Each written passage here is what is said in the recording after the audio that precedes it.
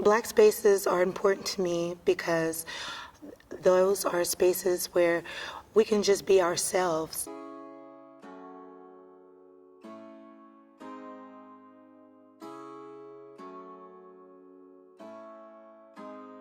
The history of Beth Eden Baptist Church, the oldest Black Baptist church in Alameda County, so east of San Francisco Bay. I'm the 13th pastor in 131 years, just the 13th. The pastor before me was here for 46 years, Dr. Gilletto James, and before him, A.C. Dones, and before him, J.P. Hubbard. J.P. Hubbard did a lot to establish this church as a pivotal place. My name is Reverend Aisha Jordan, and I am an associate minister at Beth Eden Baptist Church in Oakland, California. The mission of Beth Eden is to make sure that we are showing God's love to everyone, and in doing so, we're educating our members and the community through actions. So through education, through caring, through sharing, through community events, through fundraising. That is all a part of Beth Eden's legacy and mission. Right now, our church and other churches are some of the only safe spaces that we have. And so we need to protect our legacy and then also find people who can respectfully value and invest in what we have to offer. I think community deals are really difficult for a couple of reasons. One of the reasons is that there's a perceived risk. There's a perception that there's additional or increased risk in community. So that's one hurdle you have to get over. I think another hurdle is it just takes a lot of time to really dig in and build the trust it takes to find out what community really wants and needs. I'm not sure that developers always have the time to figure out what those wants and needs are. And time is money, but at the end of the day, you don't get a successful development unless you really understand what those community needs and wants are. Folks in the community, from the community, take a greater interest in the community. People from the community understand the needs of the community in ways that people who are not from the community do not understand. The minority entrepreneur, especially the African-American entrepreneur, starts out behind the other entrepreneurs, the other business owners that are applying because of the systemic lack of access that African-American entrepreneur has encountered from the beginning of their business. We need to plan for multiple generations, and not just even 10 or 20 years, but 50, 75 years. And I really believe that what we're doing now will put us in a position for our children's children and maybe their children to actually have something to build on.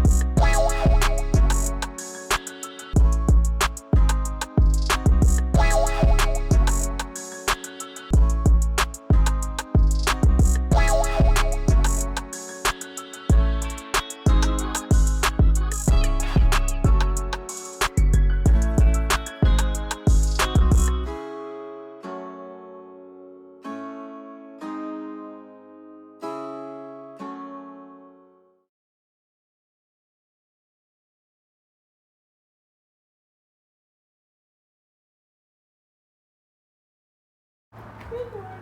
Good to see you. Good morning. Good to see you. My name is Nikki Beasley, Executive Director of Richmond Neighborhood Housing Services, where our mission is to provide affordable housing to low to moderate income families.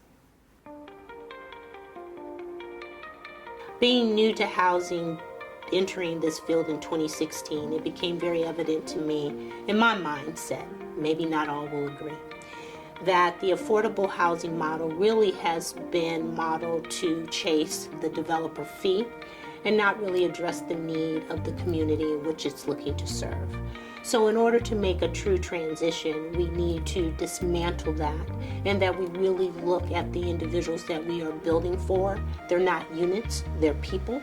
We need to restructure the power so that those that have a deep invested interest in these individuals have the participation and the ability to make decisions on behalf of these developments. And the only way we can get around that is if financing like LIHTC and others do not incentivize for the density, but incentivize in solving the needs and problems of the community that we are all saying that we're here to serve.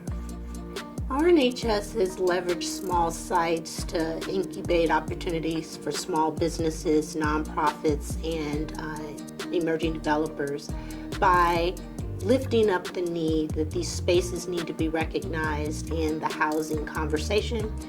Too often, the solution to housing is density and multiple units, but oftentimes these smaller sites and blighted properties in areas are ignored.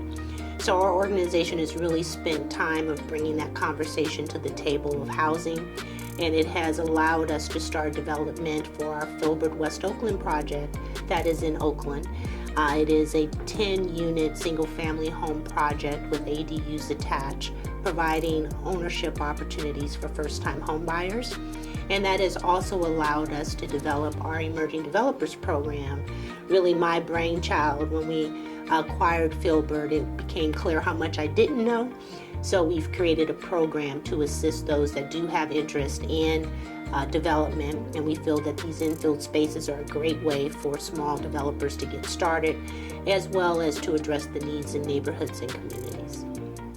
You know, the city would love to see more local firms leading local development, because then the communities are building that muscle memory themselves. I personally think that you get the very best outcomes and results when you have the folks on the ground who are going to live in that community actually doing the work to create what's going to be there. This needs to be a holistic approach to housing. Too often it's an either or, and we always say it's a power of and in both.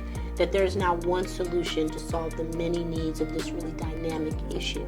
And that we as housers, us as practitioners, really need to assess the needs of the demographic, the community, and I've said that a lot through it, but it is community, the land, and how can we best maximize, not by how much we can put on it, but how can we leverage these opportunities so that communities and neighborhoods can thrive.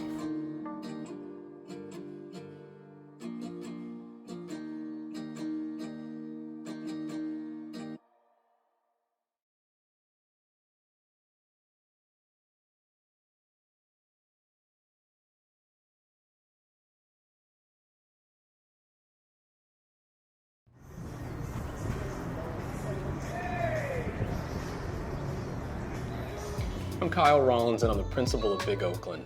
Big Oakland's mission is to promote inclusivity throughout the real estate development industry. We achieve this by coalescing community stakeholders to understand and develop their unified vision for their community. Pre-development is super important because it's when all of the strategic decisions of a project are made, and probably most of the decisions on a project are made. It's a time when developers use their relationships, access to capital, and information to decide on who is going to build the project, for whom it will benefit, who will work on the project, that's giving out all of those contracts, and then the long-term vision for that project. I think probably why people fail often is that they've underestimated the amount of relationships, information, and capital that are needed. One of the ways that we can support concept development, and this is something that we're really excited about, is our clubhouse approach. So while we're a physical space, we're really working on those three things that I mentioned before: relationships, access to capital, and information. What we tend to find within the Black developer community is that there's always something missing. And because of that, projects can't really effortlessly slide into construction, and oftentimes developers are forced to take on extra risks. So for us, that means personal guarantees to do a project. Your house might be on the line. You go into a project with a skinny budget, not all the consultants that might help you get your proposal through the entitlement and permitting process. All of those things make it more difficult to get your project done. So what we're trying to do at Big is to pair strengths and weaknesses, capital and opportunities, and to really sort of move through this collectively. So we call the approach the platform. One of the things that really excites me is the opportunity to really harness all of the value chain that goes into community development. When you think about what gets spent, millions and ultimately billions get spent. Isn't it cool to think that we could come together as a community and have a clubhouse where we all talk about these deals and we're all working on these deals together so that the value that gets created stays in the community. You have local folks working on their own community deals. To me, that's just tremendous. I would love to see the community built in its own vision versus built on the vision of others who don't even live in that community.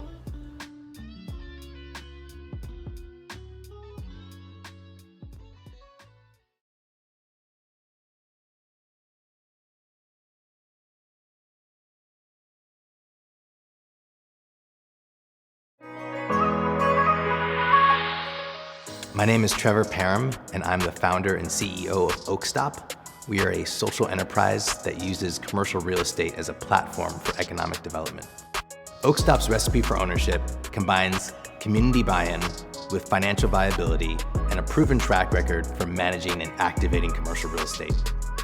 When we approach the idea of owning real estate, we focus first on the idea of making the real estate accessible to the community. That accessibility then leads to buy-in, but it also leads to the financial viability of our model. We take those two components and then we combine that with our ability to actually manage and activate the real estate so that we can show that we can fully own a property as an operating organization.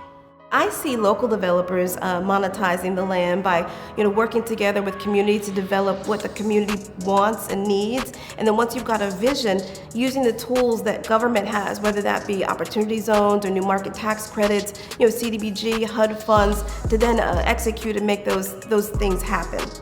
Oakstop creates a sustainable financial model by metabolizing the high cost of commercial real estate to provide a low cost opportunity for businesses and individuals and organizations to rent that same space at rates that actually are higher than what Oakstop actually pays for the cost of that real estate. We combine that with having both monthly and hourly rental options for our customers. Some people are renting offices on a monthly basis and getting a small amount of commercial real estate at a rate that really works for them. Whereas other people are renting space for meetings and events on an hourly basis. What you get is you then get an entire ecosystem of organizations, individuals, and businesses that are activating and utilizing the space from 8 a.m. all the way up to 2 a.m. Oakstop's mission is to cultivate an ecosystem within the community that combines all facets and aspects of that community. So it's not just about business, it's not just about nonprofits and social justice organizations or artists.